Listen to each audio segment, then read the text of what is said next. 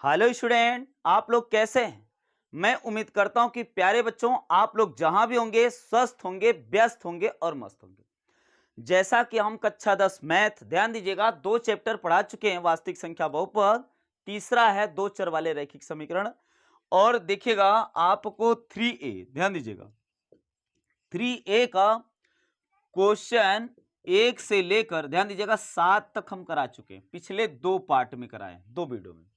तो आप लोग जो पहली बार वीडियो पर हैं तो प्लीज यार चैनल को सब्सक्राइब कर लीजिए, बेल आइकन को ऑन कर लीजिए, ताकि कोई भी वीडियो अपलोड कर रहे हैं बच्चों तो सबसे पहले आपके पास नोटिफिकेशन जा सके। जैसा कि हम यहां पर देखिएगा प्लेलिस्ट में सारा वीडियो पिछला पड़ा है, सब आप देख सकते हो आराम से। तो बच्चों ये है 3A का क्वेश्चन नंबर 1 से 7 तक दो पार्ट में पड़ा, पार्ट 1 पार्ट 2। ये पार्ट 3 है बच्चों। पार्ट 3 में हम आपको कराने वाले हैं क्वेश्चन नंबर 8, 9, 10 और 10 से रिलेटेड है 11। इसको हिंट करके छोड़ेंगे 12, 12 से रिलेटेड है क्या 13। तो इसका मतलब है वीडियो के अंत तक बने रहिएगा। 3A आज डॉक्टर मनोज समाप्त होगा। जो राज्य प्रकाशन वाले हैं उनके लिए घबराने की जरूरत नहीं बेटा, क्रम चेंज रहता, सब सारी सवालें मिल रही हैं, उसमें दिक्कत नहीं। तो आप धैर्य के साथ उसको आप सवाल सॉल्व कर सकते हैं और नियम कायदा सारा बता दिया जाता है, उसमें दिक्कत नहीं है बच्चों। तो आइएगा सवाल हम पढ़ते हैं, सवाल को सॉल्व करते हैं बच्चों। यहां पर क्या है देखिएगा, क्वेश्चन नंबर 8 कर बच्चों आराम से पढ़िए। एक आयताकार बाग जिसकी लंबाई चौड़ाई से 4 मीटर अधिक है का अर्ध परिमाप 36 मीटर है, तो बाग की बीमाएं ज्ञात कीजिए। तो बाग की बीमाओं का मतलब क्या है कि एक आयताकार बाग, तो आयताकार जैसे ये बोर्ड है, बोर्ड आयताकार है, तो आयत का गुण आपको पता होना चाहिए कि आयत का गुण क्या है। ध्यान दीजिएगा बेटा, आयत का मतलब होता है, ध्यान दीजिएगा, आमने सामने की भुजा बराबर होती है। आमने सामने की भुजा बराबर, अगर ये भुजा पर ये ज्योमेट्री लिखने का तरीका अगर 2 पाई खींच रहे हो तो इसका मतलब ये भुजा इस भुजा के क्या है बराबर है, ये भुजा इस भुजा के क्या है बराबर है। ध्यान दीजिएगा, इसको हम चौड़ाई बोलते हैं, इसको हम आयत की लंबाई बोलते हैं। अब प्रश्न में आते हैं बच्चों और प्रश्न को सॉल्व करते हैं। देखिएगा, तो आयत का ये पूछ रहा है कि आपसे चौड़ाई भी पूछ रहा है, लंबाई पूछ रहा है, लेकिन नाम नहीं लिया। आपसे कह रहा है कि आयत की बीमा है, तो बीमा का मतलब यही बीमा। क्लियर है? अब देखिएगा, तो इसमें कह रहा कि एक आयताकार बाग जिसकी लंबाई चौड़ाई से 4 अधिक है। इसका मतलब क्या है देखिएगा, ये जितना ये चौड़ाई, ध्यान दीजिएगा, ये क्या बेटा चौड़ाई है, ये क्या है चौड़ाई है, और ये क्या है लंबाई है। ध्यान दीजिएगा, ये लंबाई और ये चौड़ाई है, तो इसका मतलब है, ध्यान दीजिएगा, लंबाई चौड़ाई से 4 अधिक। प्रश्न को पढ़िए, कह रहा एक आयताकार बाग जिसकी लंबाई चौड़ाई से 4 अधिक है, इसका मतलब चौड़ाई से 4 अधिक है। तो अगर हम मान रहे हैं, मान लीजिए चौड़ाई कितना है x, आप लिख लीजिएगा आराम से, माना चौड़ाई कितना बाग की x है और लंबाई कितना है y है। तो अब देखिएगा ये कितना यानी y बराबर कितना, देखिएगा चौड़ाई कितना बेटा, इसका मतलब है इससे 4 अधिक है। अगर ये भाई 10 है तो 14 है, इसका मतलब x है तो कितना हो जाएगा x प्लस कितना 4। तो आप मान लेंगे, माना बाग की चौड़ाई x और माना सॉरी चौड़ाई x है और तथा चौड़ाई कितना है y है, जो कि प्रश्न के अनुसार y बराबर इतना। तो इसका मतलब है माना होना करके आप लिख लेंगे, माना बाग की चौड़ाई, ध्यान दीजिएगा, चौड़ाई कितना x तथा लंबाई कितना बच्चों, लंबाई कितना है y है। तब प्रश्न के अनुसार, प्रश्नानुसार क्या करा बेटा, तो चौड़ा लंबाई बराबर, ध्यान दीजिएगा, प्रश्न के अनुसार लंबाई बराबर लिख रहा है बेटा कि चौड़ाई प्लस 4, ये बात कर रहा है। लंबाई करा ना, लंबाई चौड़ाई से 4 अधिक है, 4 मीटर अधिक है, इसका मतलब है लंबाई जो है कि मीटर मीटर लगा लीजिएगा, x मीटर, ध्यान दीजिएगा x मीटर लगा लीजिएगा, इसमें भी मीटर लगा लीजिए बच्चों, जैसा कहा वैसा। तो लंबाई बराबर चौड़ाई प्लस 4 मीटर, ध्यान दीजिएगा दोनों क्या है मीटर है। देखिएगा, तो अब लंबाई क्या माने हो, x माने हो, मान ली y माने हो, तो लंबाई y बराबर कितना आ जाएगा बताओ, चौड़ाई कितना x प्लस कितना 4। तो बताओ x इधर आएगा तो y minus x equal to कितना आ गया 4। ये समीकरण नंबर 1 बन गया। देखिएगा, आपसे पूछा क्या है, सवाल क्या है, देखिएगा जो पूछ रहा है उसको आप बता रहे हो। ध्यान दीजिएगा, बाग की बीमा का मतलब है x और y का मान, यानी लंबाई और चौड़ाई बताना बाग की, बस। आगे देखिए, आगे क्या करा, अधिक है का अर्ध परिमाप, किसका, इसी बाग का, आयताकार बाग का अर्ध परिमाप, अर्ध परिमाप 36 मीटर है। देखिएगा बेटा, अर्ध परिमाप का क्या मतलब होता है यार, परिमाप, परि मतलब चारों ओर, माप मतलब उसकी माप, लेकिन अर्ध परिमाप है। इसमें देखेंगे 4 भुजाएं, ध्यान दीजिएगा 1 2 3 और देखिएगा 4। ये 4 भुजाओं का योग नहीं दिया है, 4 भुजाओं के योग का आधा दिया, अर्ध परिमाप। इसका मतलब क्या है, देखिएगा भुजा 1 प्लस भुजा 2 प्लस भुजा 3 प्लस भुजा 4 बाई 2 अर्ध परिमाप दिया कितना, 36। अब भुजा 1 का मान क्या है बच्चों, y है, तो इसको लिख देंगे y प्लस भुजा 2 का मान कितना है, x है, x रख दिया। भुजा 3 का मान कितना बेटा, ये देखो ये मार्क बताता है कि y है तो ये भी y, ये x है तो ये भी क्या हो जाएगा, x हो जाएगा। ध्यान देखिएगा, तो इसका मतलब ये भी y, और ये भुजा 4 की वैल्यू कितना, x is equal to x by 2 is equal to कितना, 36। ध्यान दीजिएगा बच्चों, ये अर्ध परिमाप रहा। परि मतलब चारों ओर, माप मतलब उसकी माप। अगर परिमाप दिया होता तो चारों भुजाओं का योग बटे 2 नहीं करते, फिर अर्ध परिमाप दिया इसलिए कर दिए। प्रश्न के अनुसार ये चल रहा है बेटा। समीकरण नंबर 1 है, समीकरण नंबर 2 मिल जाएगा यहां से। देखिएगा y से जुड़ता है, x से जुड़ता है। ध्यान दीजिएगा, हम आपको बेसिक मैथ पढ़ा चुके हैं, जिसको नहीं समझ में आ रहा बेटा ये सब कैसे जुट रहा है, सारा हम जोड़ घटाना पढ़ा है, बहुत बढ़िया विधवा संख्या 10 वीडियो पढ़ा है बेटा, प्लेलिस्ट में जाके बेसिक मैथ पढ़ लीजिए, कोई दिक्कत ही नहीं होगी, पूरी फुल गारंटी है। तो ये y और y जोड़ेंगे तो 2y हो गया बेटा, और x में x जोड़ेंगे, एक किसी के गुणे में छिपा होता बेटा, तो 2x और y कितना 2 इज इक्वल टू कितना 36। देखिएगा बेटा ये 2 कॉमन हो जाएगा, जब 2 कॉमन हो जाएगा तो y plus x is by 2 is equal to कितना 36। देखिएगा 2 से 2 कट गया, अर्थात आया क्या बच्चों, देखिएगा x plus sorry y plus है, y या x इसमें दिक्कत नहीं, y प्लस कितना है x इज इक्वल टू कितना 36 आ गया। समीकरण नंबर 2 हो गया। बच्चों आपसे पूछा क्या है, बीमाएं ज्ञात कीजिए, इसका मतलब x का मान और y का मान चाहिए आपको, तो इसका मतलब y प्लस एक्स बराबर 36 है और y माइनस एक्स बराबर 36 है। दो समीकरण है, दो अननोन क्वांटिटी, आराम से निकाल सकते हो। तो हम क्या कर रहे हैं बच्चों, देखिएगा समीकरण 1 धन 2 से, समीकरण 1 धन 2 से देखिएगा बेटा, तो 1 धन 2 से एक क्या है बेटा y माइनस कितना है x इज इक्वल टू कितना है 4, ये समीकरण नंबर 1 है।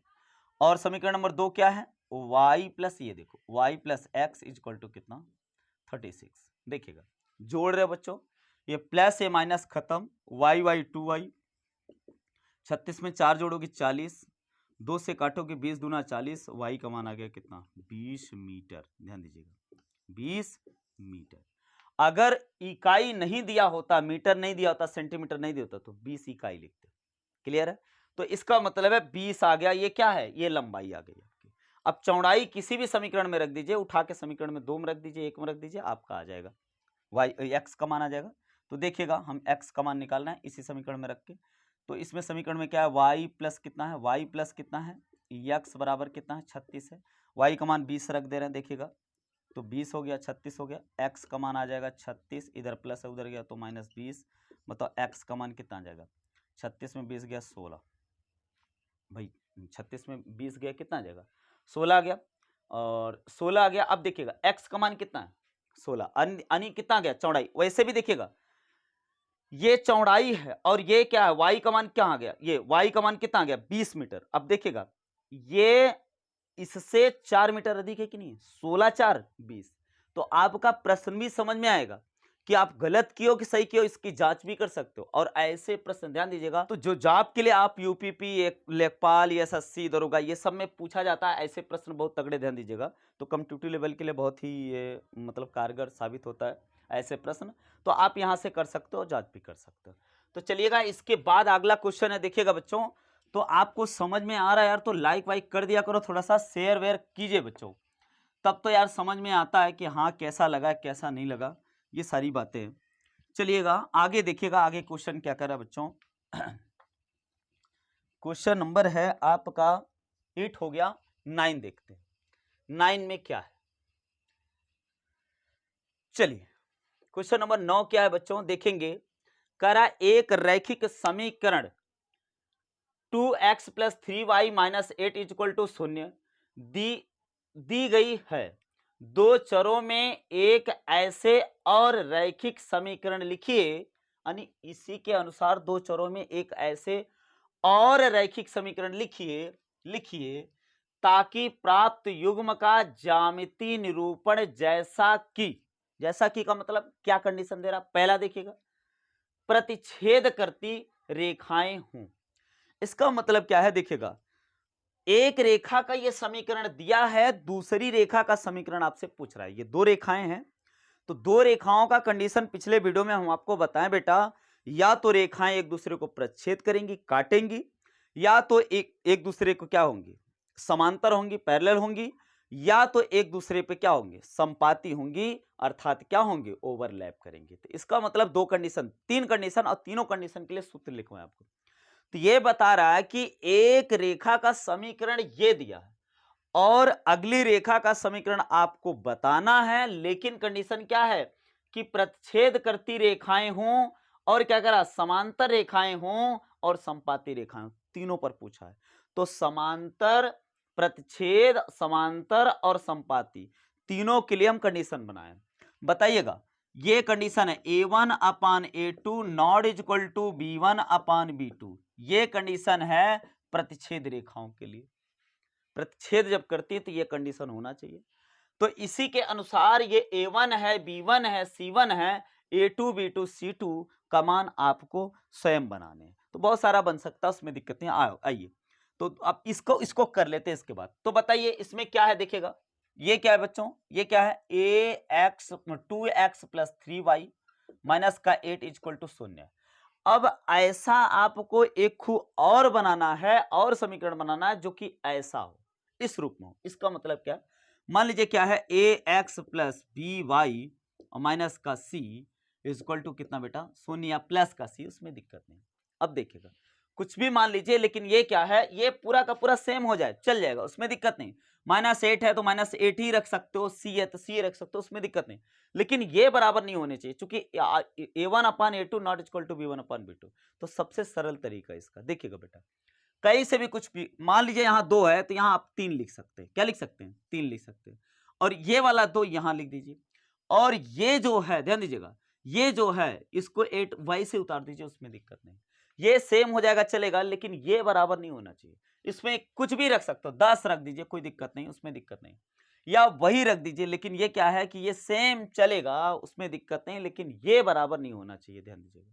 यही आगे आगे बढ़ेगा ही नहीं, आगे सेम रखिए या कुछ भी रखो, उसमें दिक्कत नहीं। तो इसका मतलब ये a1 है, ये 2 है, देखिएगा, तो a1/a2, a1/a2, ये a1 है, b1 है, c1 है, a2 b2 और c2 लिखने रहा बेटा, बता के कर देना, देखिएगा। तो इसका रिजल्ट क्या बना, 2/3, देखिएगा। और b1/b2 इक्वल टू ये क्या बनेगा, 3/2 बनेगा। बताओ, ये 2/3 है और ये क्या है, 3/2 है, तो क्या इसके बराबर ये फॉलो कर रहा है कि नहीं कर रहा? तो ये समीकरण बन गया कि नहीं बन गया इसका ये प्रतिच्छेदन वाला समीकरण, यानी ये रेखा जो है, इस रेखा से इस रेखा का समीकरण ये, तो इस एक रेखा ये इसका समीकरण, ये एक रेखा ये इसका समीकरण है, ये दोनों रेखाएं एक दूसरे को क्या करेंगे, प्रतिच्छेद करेंगे बेटा। क्लियर हो गया होगा? तो इसी अनुसार समांतर रेखाएं, समांतर रेखाओं के लिए क्या है बताओ, ये कंडीशन है a1/a2 equal to b1/b2 equal to not equal to क्या बेटा, c1/c2, यानी c1 c2 बराबर नहीं होना चाहिए, लेकिन ये बराबर होना चाहिए। ये क्या है, समांतर रेखाओं के लिए। तो समांतर रेखाओं के लिए कंडीशन है, तो इसका मतलब है कि आपको लिखना, आप देखिए दूसरा लिख रहे हैं हम, देखिएगा दूसरा सवाल सॉल्व कर रहे हैं, तो इसका मतलब ये तो दिया ऑलरेडी, लेकिन दूसरी रेखा का समीकरण आपको लिखने हैं, लेकिन वो रेखाएं कैसी हों, समांतर। समांतर के लिए ये कंडीशन है। क्लियर है? तो ये कंडीशन है, तो इसका मतलब बच्चों क्या होगा बताइएगा, इसका मतलब है ये तो यही रहेगा, ये तो यही रहेगा, और ये 3 यही रहेगा, लेकिन आपको c1/c2 ये चेंज करना, तो कुछ भी मान लीजिए, -10 मान लीजिए, लेकिन 8 नहीं होना चाहिए, ध्यान दीजिए, -8 नहीं होना चाहिए, +8 रख दीजिए, उसमें दिक्कत नहीं। तो ये क्या है देखिएगा, तो +10 रख दीजिए, उसमें दिक्कत नहीं, बराबर 0 कर दीजिए। अब ये तुलना करोगे तो a1/a2 देखिएगा, a1/a2 तो इक्वल टू कितना आ गया, 2/2, तो ये कट जाएगा, 1 आ जाएगा, यानी अर्थात 1/1 आ गया, या 1 ही हो गया, 2 1 जा 2, 1 आ गया। a1/a2 की वैल्यू 2 आ गया, 1 आ गया। अब b1/b2 की वैल्यू देखो, 3/3, 3 1 जा 3, ये भी 1 आ गया, इसका मतलब ये भी 1 आ गया, ये भी 1 आ गया, तो ये हो गया। लेकिन जब C1 अपान C2 निकालोगे बच्चों तो ये आ जाएगा कितना, माइनस का 8/10। तो बताओ ये कंडीशन फॉलो हुई कि नहीं हुई? कंडीशन फॉलो हुई, ये तो फॉलो कर रहा, अर्थात आप लिखोगे A1 upon A2 equal to B1 upon B2, लेकिन not equal to C1 upon C2। बोलो भैया, क्लियर हुआ कि नहीं हुआ? तो ये समीकरण जो होगा, ध्यान दीजिएगा, इसकी जो समीकरण है, इसकी लाइन जो बनेगी और इसकी लाइन जो बनेगी, एक दूसरे को पैरेलल होंगी, अर्थात समांतर होंगी। हो गया। अब देखिएगा, अब आपसे पूछ रहा संपाती, संपाती के लिए देखिएगा बेटा, तो संपाती के लिए क्या है कि आपको ये तीनों अनुपात बराबर होने चाहिए। पिछले वीडियो में सब बहुत अच्छे ढंग से पढ़ाए, देखिएगा। जो लोग नए हो प्लीज यार पीछे जाके आप प्लेलिस्ट में मिल जाएगा बच्चों, उसको देख लीजिएगा आप लोग, दूसरे पार्ट में हम कराएं। A1 upon A2 equal to B1 upon B2 equal to C1 upon C2 होना चाहिए बच्चों। इसका मतलब है कि सब मान का अनुपात बराबर होना चाहिए। इसका मतलब क्या है, इसी में देखिएगा, ऐसे में आपको कोई दिक्कत नहीं होनी चाहिए बच्चों। आपको ध्यान दीजिएगा, जो भी ये समीकरण दिया है आपका, ठीक ना, सब अनुपात बराबर करना चाहता हो, इसी में 2 का गुणा कर दो, समीकरण में दोनों पक्षों में 2 का गुणा कर दो, ये बन जाएगा। 3 का गुणा कर दो, 10 का गुणा कर दो, 2 का भाग दे दो, कोई दिक्कत नहीं है, सेम बन जाएगा। इसका मतलब क्या है, चलिए हम 2 का गुणा कर दे रहे हैं, तो 2 दूना कितना हो जाएगा, 4 और 2 तिहाई 6 हो जाएगा, और 2 अट्ठे 16 हो जाएगा, बराबर 0 हो गया। अब देखिएगा, इसका अनुपात लेंगे तो 1/2, इसका भी अनुपात लेंगे तो 1/2, इसका भी अनुपात लेंगे तो 1/2, अर्थात C1 upon C2 A1 upon A2 equal to B1 upon B2 equal to C1 upon C2। आराम से कर सकते हो बच्चों। इसका मतलब क्या है, A1 upon A2 equal to कितना आ जाएगा, 2 कितना बेटा, 2 बच्चों 4 आ गया, 2 1 जा 2, 2 2 जा 4, इसका मतलब 1/2 आ जाएगा। और B1 upon B2 equal to कितना आ जाएगा, 3/6, 3 1 जा 3, 3 2 जा 6, इसका मतलब 1/2 ये भी आ गया। C1 upon C2 equal to कितना आ जाएगा, माइनस का 8 बटे माइनस का 16, माइनस माइनस कट जाएगा, 8 1 के 8, 8 2 16, इसका मतलब C1 upon C2 equal to कितना आ गया, 1/2। अर्थात ये तीनों बराबर होंगे, A1 upon A2 equal to B1 upon B2 equal to C1 upon C2, ये फॉलो हो रहा। अर्थात ये जो इक्वेशन है, ये सेकंड वाला इक्वेशन है, इस रेखा से ये पता चल रहा है कि ये दोनों एक दूसरे से क्या है, ओवरलैप कर रही हैं। तो बच्चों आई होप आपको समझ में आ गया होगा कि क्या सिस्टम है, क्या नहीं है, कैसे करना है। ये 9 का तीनों पॉइंट हो गया बच्चों। अब देखेंगे क्वेश्चन नंबर 10। 10 में क्या है बच्चों, ध्यान देंगे, प्रश्न को पढ़िए प्लीज यार। जो लोग ध्यान दीजिएगा पहली बार नए नए हो तो यार पिछला वीडियो देख कर ही तभी देखिए, तब आपको एकदम 100% समझ में आएगा बच्चों। चलिएगा आइएगा, क्वेश्चन नंबर 10 है, देखिएगा। समीकरणों x minus y plus 1 is equal to 0 और 3x plus 2y minus 12 is equal to 0 का ग्राफ खींचिए तथा, ग्राफ खींचिए तथा, तथा क्या कर रहा, ग्राफ खींचिए तथा, तथा हाँ सॉरी, तथा x अक्ष और इन रेखाओं से बने त्रिभुज के शीर्ष के निर्देशांक ज्ञात कीजिए और त्रिभुज पटल को छायांकित कीजिए। ये थोड़ा सा 11 नंबर क्वेश्चन लिखा था, हमने सोचा कि 11 लिखा नहीं गया बेटा, 10 की तरह है एकदम, क्लियर है ना। तो हम इसका ध्यान दीजिएगा, क्वेश्चन नंबर 10 कराने वाले हैं। तो क्वेश्चन नंबर 10 कह रहा है कि इसका ग्राफ खींचना। तो ये बताओ, ग्राफ तो आपको आता बच्चों, पहले वीडियो में दूसरे वीडियो में बहुत अच्छे ढंग से बताएं आपको। तो ग्राफ इसमें खटाक से हम खींचेंगे बेगर समय लिए। तो देखिएगा, ये क्वेश्चन नंबर 10 है, सॉल्व कर रहे हैं। देखिएगा x minus y is equal to कितना बच्चों, x minus y plus 1 is equal to 0 है। तो इसको बताओ, इसको और एक हुई है 3x प्लस 2y माइनस का 12 इज इक्वल टू 0। ध्यान दीजिएगा, क्वेश्चन थोड़ा सा मिला ले, कहीं फॉल्ट तो नहीं, ठीक है। 3x प्लस 2y माइनस 12 और x minus y plus 1 equal to 0, clear है। तो देखिएगा बेटा, हम क्या करेंगे, देखिएगा x को हम रोक रहे हैं, इधर इधर से y उधर गया, तो देखिएगा ये प्लस है, उधर गया माइनस, और ये प्लस है, उधर गया माइनस। इसका मतलब क्या हो जाएगा, ये माइनस से उधर गया प्लस y, और ये प्लस है, उधर गया तो माइनस का 1। तो ये x बराबर आ गया, y का मान मानते चले जाइए, x का मान निकलता चला जाएगा। तो कुछ भी मानिए, ध्यान दीजिएगा, x का मान देखिएगा, हम y का मान मान रहे हैं, तो y का मान 1 मान लीजिए। जब 1 मानोगे, देखिएगा y का मान हम मान रहे हैं, देखिएगा y बराबर क्या, जब y बराबर 1 है, तो 1 है तो 1 में से 1 गया, x का मान कितना जाएगा बेटा, भाई 1 में से 1 गया, कितना जाएगा, 0 आ जाएगा। ये देखिए 0 आ गया। जब y बराबर क्या ले लें, 2 ले लें, तो x बराबर क्या आ जाएगा, 2 में से 1 गया, 1 आ जाएगा। जब y बराबर 3 ले लें, ध्यान दीजिएगा, तो या तो +1 लिए, 0 ले सकते हो, -1 आ जाएगा, उसमें दिक्कत नहीं, कुछ भी लीजिए, उसमें दिक्कत नहीं। चलिए, y बराबर 3 ले लो, 3 में से 1 गया, क्या आ जाएगा, x का मान कितना आ जाएगा, 2 आ जाएगा, ये देखिएगा। तो इसका मतलब है 0 1 2 आ जाएगा, और वो ये क्या आ जाएगा, 1 2 3 आ जाएगा। तो 3 में से 1 गया, 2 आ जाएगा, ये आ गया। तो इसका मतलब a है, a का निर्देशांक लिखिएगा, x का पहले लिखा जाता, फिर y का मान कितना बेटा, 1 है। देखिएगा x का मान कितना, 0, और y का मान कितना, 1 है। फिर b का निर्देशांक लिखेंगे, b का निर्देशांक लिख रहे हैं बच्चों, तो b का निर्देशांक x का मान 1 है, y का मान कितना है, 2 है। फिर इसके बाद c का निर्देशांक लिखेंगे, c का निर्देशांक x बराबर 2 है, y बराबर कितना, 3 है। देखिएगा ये 3 निर्देशांक इससे आए, 3 ठू इससे भी आएंगे। तो क्या कर रहा है, देखिएगा बच्चों, यहाँ पर हम क्या पक्षांतर करेंगे, तो 3x इक्वल टू, देखिएगा तो उधर जाएगा तो ये 12 प्लस का हो जाएगा और माइनस का 2y आ जाएगा, ये देखिएगा। तो इसका मतलब है x बराबर आ जाएगा 12 में से 2y अपान कितना बेटा, 3, ये आ गया। तो अब y का मान आपको ऐसे मानना है कि ताकि 3 से ये कट जाए, ये देखना। तो इसका मतलब y बराबर 0 ले लेंगे तो 3 चौक 12 कट जाएगा। जब y बराबर क्या ले लें, 0 ले लें, तो x बराबर बताओ, यहाँ 0 लेंगे, 0 में 2 का गुणा करोगे 0 आ जाएगा, 12 में से 3 का भाग दोगे, 4 3 12, ये आ गया। y का मान और कुछ मान लीजिए, ऐसा मानिएगा ताकि ये इसमें कट जाए। तो चलिए 0 ले लिए, 1 ले लेंगे, तो बताओ 12 में से 3 में, अब बताओ अगर 1 लेंगे, ध्यान दीजिएगा, यही ध्यान दीजिएगा, अगर 1 लिए तो 2 1 के 2, 12 में से 2 गया 10, 10 में से 3 का भाग लगाओगे, पॉइंट में चला जाएगा। तो ऐसा काम करिए ताकि पॉइंट में न जाए यार, आराम से काम हो जाए। तो चलिएगा, तो क्या ले लें फिर, माइनस अगर 2 ले रहे हैं, -1 ले रहे हैं, तो ये आ जाएगा प्लस का 2, 12 2 14, तब भी नहीं कटेगा।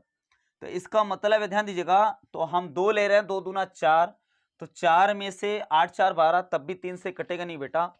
तो क्या ले लें हम, 5 ले लें, 5 दूना 10, 10 में से ऐसा नहीं होगा, 3 3 दूना 6, 6 में से 12, 12 में से 7 6 नहीं नहीं नहीं,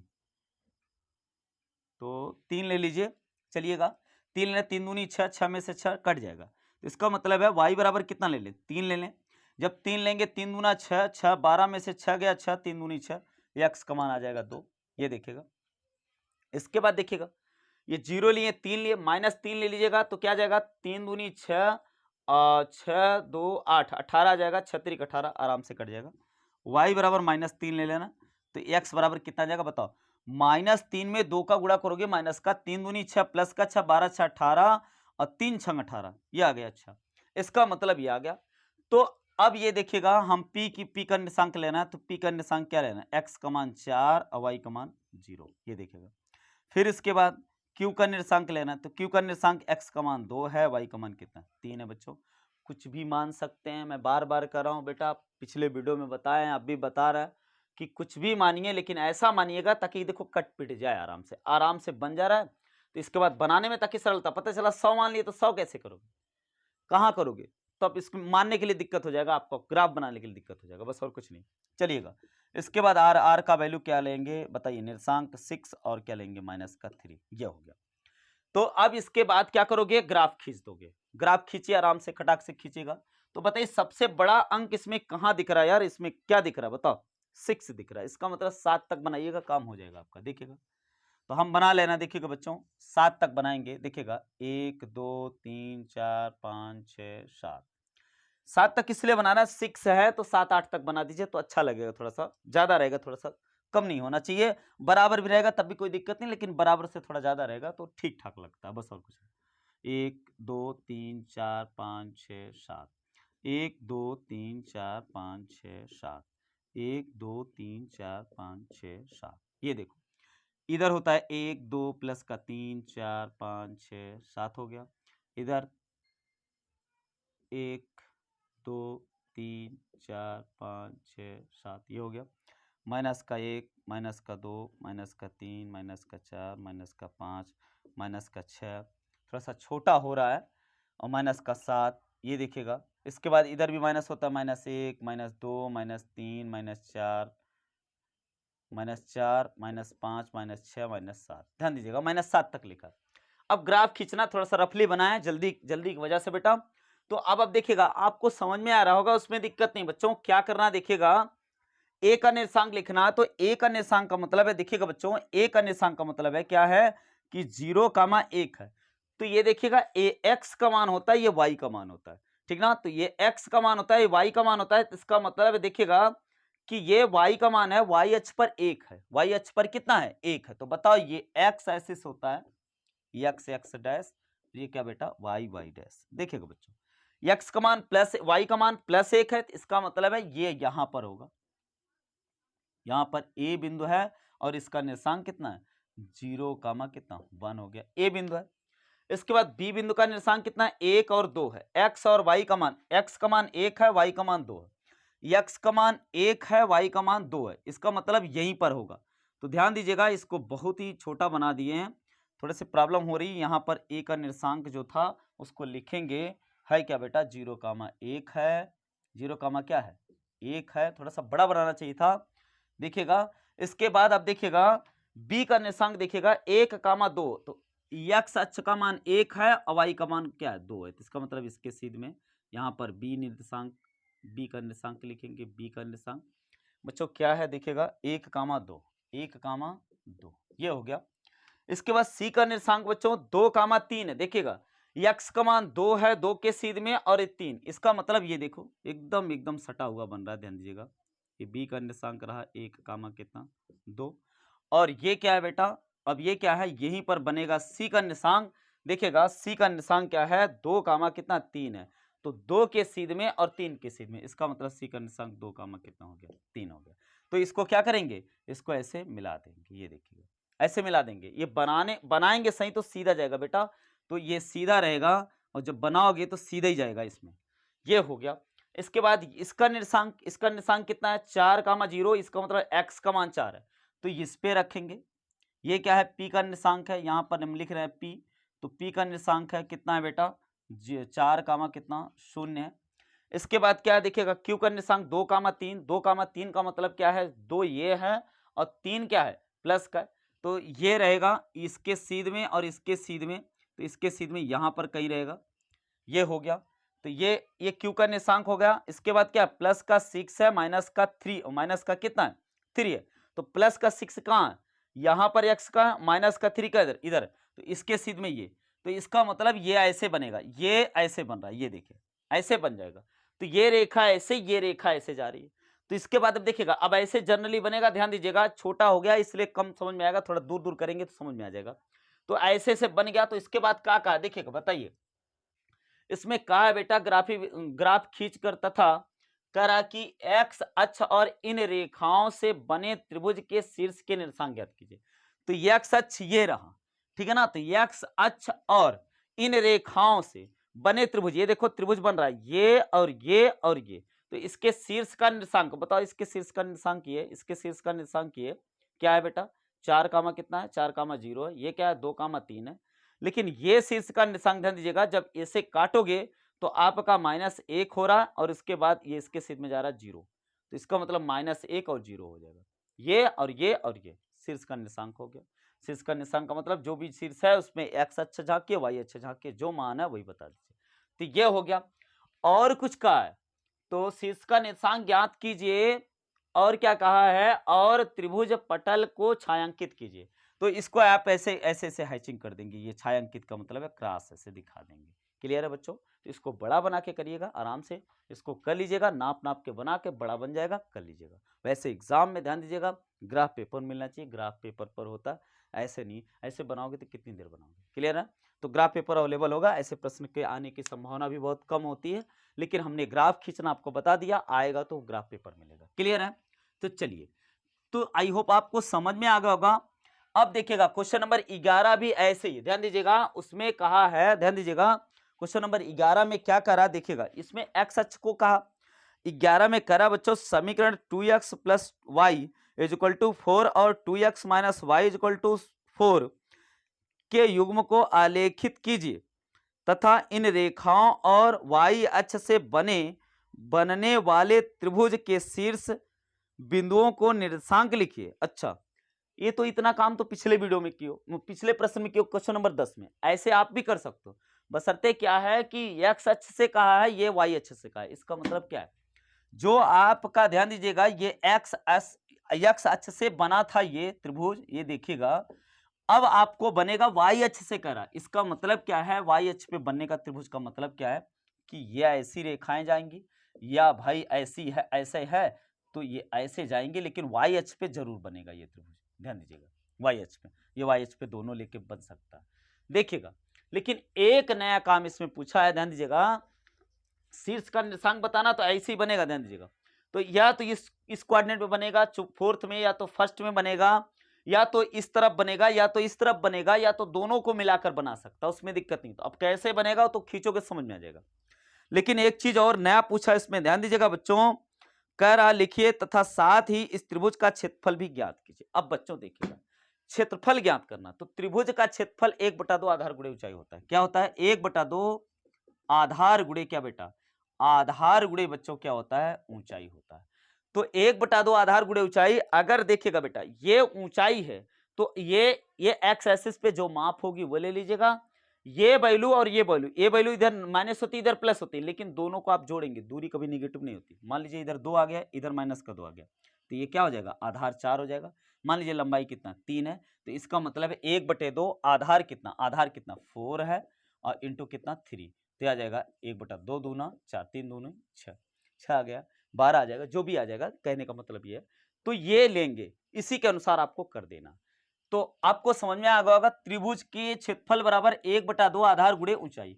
इससे आपका क्वेश्चन नंबर 11 हो जाएगा बच्चों। तो आप देखिएगा क्वेश्चन नंबर 12 क्या है बच्चों। 12 वाला देखते हैं, 10 की तरह है एकदम, 11 बशर्ते ये कि वाई अच्छे से पूछा, वो एक्स से पूछा था। आइए क्वेश्चन नंबर 12 कहते हैं, के किस मान के लिए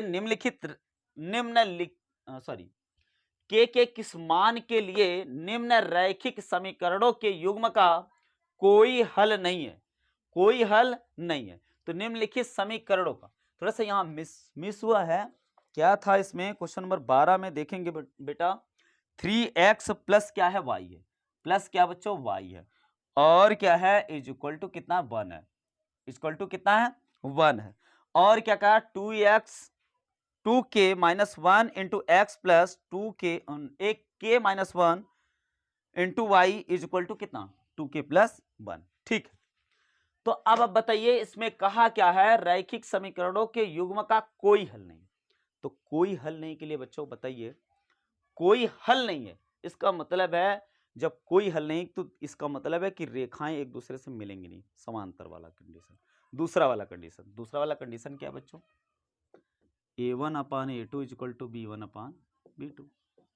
भाई कोई हल नहीं के लिए इसका मतलब है रेखाएं समांतर होंगी, समांतर का मतलब क्या कंडीशन है, a1/a2 equal to b1/b2 not equal to c1/c2। तो इसकी जरूरत नहीं, इसी के जरूरत से आप के का मान निकाल लोगे आराम से।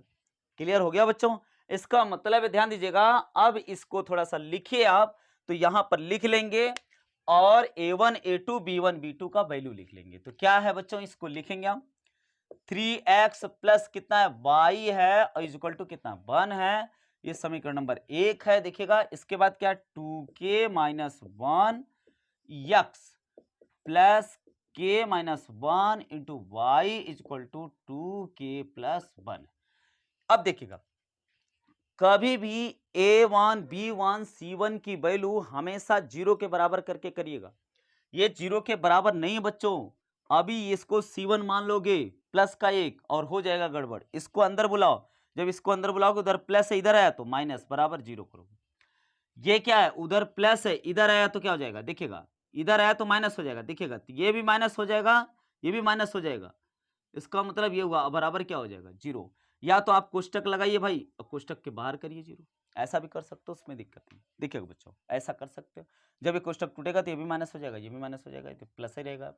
क्लियर है, तो अब देखिएगा हमको क्या चाहिए यार, a1 a2 b1 b2 चाहिए। तो a1 का मान कितना है, a1 का मान 3 है, b1 का मान कितना बच्चों 1, इसके गुणांक में, बस इतने की जरूरत है। इसके बाद इधर देखिएगा a2 की वैल्यू क्या 2k माइनस 1, और b2 की वैल्यू क्या बच्चों, b2 की वैल्यू y का गुणांक है, तो y का गुणांक क्या है बेटा k माइनस 1, बस इतनी की जरूरत है। ऐसा रखिए इस पे, ये होता सूत्र, इसका मतलब है a1 की value a1 upon a2 is equal to b1 upon b2, ये सूत्र है। a1 की वैल्यू कितना बेटा 3 है, a2 की वैल्यू कितना बताओ 2k माइनस 1 है बच्चों, minus 1 is equal to b1 का वैल्यू 1 है, अब b2 का वैल्यू कितना है k माइनस 1 है। क्रॉस मल्टीप्लाई कर लो, आराम से निकल जाएगा। k का मान पूछा ना भैया, k के किस मान के लिए, तो k के किस मान के लिए का मतलब k का मान निकल जाएगा। ये क्रॉस मल्टीप्लाई करोगे 3 का गुणा करोगे 3k में गुणा करोगे, k में गुणा करोगे 3 का 3k 3 बन जा माइनस का 3 इक्वल टू ये 1 का गुणा उसमें करोगे 2k माइनस 1 आ जाएगा। k वाला k के पास, अंक वाला अंक के पास। बताओ इधर 2k प्लस का उधर इधर आएगा तो क्या आ जाएगा माइनस का 2k। बच्चों इधर क्या है माइनस है, उधर गया तो प्लस, और माइनस का 1 यही है हाई है, तो जाएगा इतना। बताओ 3k में से 2k निकालोगे 1k बचेगा, 1 लिखा नहीं जाता, तो k बराबर कितना आ जाएगा बताओ, प्लस माइनस माइनस होगा, 3 में से 1 गया 2 आ जाएगा, प्लस का 2 आ जाएगा, k का मान 2 आ गया, ये आंसर आ गया। अब देखिएगा बच्चों क्वेश्चन नंबर 13 यार, क्वेश्चन नंबर 13 भी ऐसे ही लगेगा, बशर्ते उसमें कंडीशन थोड़ा सा चेंज किया। क्या कंडीशन किया, जैसे ये कहा है कि कोई हल नहीं के लिए, तो कोई हल नहीं के लिए ये लागू होता। क्लियर है बच्चों। इसके बाद देखिएगा ए और बी के किन मानों के लिए करा, क्वेश्चन नंबर 13 लिखे नहीं आप कर सकते हो, देखिएगा हम बता दे रहे हैं के लिए निम्नलिखित रैखिक समीकरणों के युग्म के अपरिमित रूप से अनेक हल हैं। तो अनेक हल हैं, अपरिमित रूप से अनेक हल है, अनेक हल के लिए क्या कंडीशन है बताओ, अनंत हल या अनेक हल के लिए यानी दोनों रेखाएं ओवरलैप करेंगी, इसका मतलब क्या है। तीसरा कंडीशन a1 अपान a2 बच्चों b1 अपान b2, ध्यान दीजिएगा equal to c1 upon c2। जब भी कभी ऐसे अब ऐसे आपको बराबर करने हैं तब a और b का मान निकल जाएगा आराम से। देखिएगा कैसे निकालोगे, देखिएगा बेटा एक बार इसको इसको बराबर कर दीजिएगा, भाई तीन चीजें बराबर हैं तो ये इसके, भाई ये इसके बराबर है, ये इसके बराबर है, तो आप इसको इसको बराबर कर दीजिएगा, और इसको इसको भी बराबर कर सकते हो, या इसको इसको बराबर करके, भाई इसको इसको बराबर करके इसको इसको बराबर कर दीजिएगा, तो आप आराम से निकाल सकते हो। इसको बराबर ये कर दीजिएगा, ये बराबर ये कर दीजिएगा, आराम से निकल जाएगा आपका, कुछ ना कुछ कट पिट जाएगा, कुछ कुछ बच जाएगा, आपका निकल जाएगा। तो आई होप आपको समझ में आ गया होगा। क्वेश्चन नंबर 13 भी हो जाएगा बेटा, इसी से आप रख दीजिएगा, हो जाएगा। कैलकुलेशन थोड़ा सा सही करिएगा एक बार इसको, भाई तीन चीजें बराबर है तो एक बार इसको इसको ऐसे भी कर सकते हो, ये बराबर ये कर सकते हो, ध्यान दीजिएगा ये बराबर ये कर सकते हो, ये बराबर ये, या ये बराबर ये कर सकते हो, कोई दिक्कत नहीं। या तो ये बराबर कर दीजिए, ये बराबर कर दीजिएगा। जैसे देखो ये बराबर अभी किए थे ना, क्या किए थे, a1 upon a2 equal to b1 upon b2, तो ऐसे कर लीजिएगा a1 upon a2 equal to b1 upon b2। इसके बाद b1 upon b2 equal to c1 upon c2 कर दीजिएगा, दो बार लगा दीजिएगा, निकल जाएगा। क्लियर है। तो बच्चों आप लोग प्लीज यार, इतनी मेहनत लगती है इसको लिखने में, सब कुछ करने में, तो थोड़ा सा आप लोग यार हेल्प नहीं कर पाते। आप हेल्प करें हमारा थोड़ा सा, आपका भी हेल्प मैं तहे दिल से करूंगा बच्चों, शिद्दत के साथ पढ़ाता हूँ, एकदम मेहनत से आपको लिखते हैं बताते हैं। तो बच्चों यार चैनल को सब्सक्राइब कर लीजिए, बेल आइकन को ऑन कर लीजिए, और कोई भी दिक्कत है तो आप कमेंट करें कि हाँ सर ये दिक्कत ये सब है, और लोगों को जोड़िए थोड़ा सा, चैनल वैनल को जो कि क्या करिए कि लिंक जो कि आप एक दूसरे से शेयर कीजिए, आप लोग स्टेटस वगैरह लगा दिया। Thank you for watching.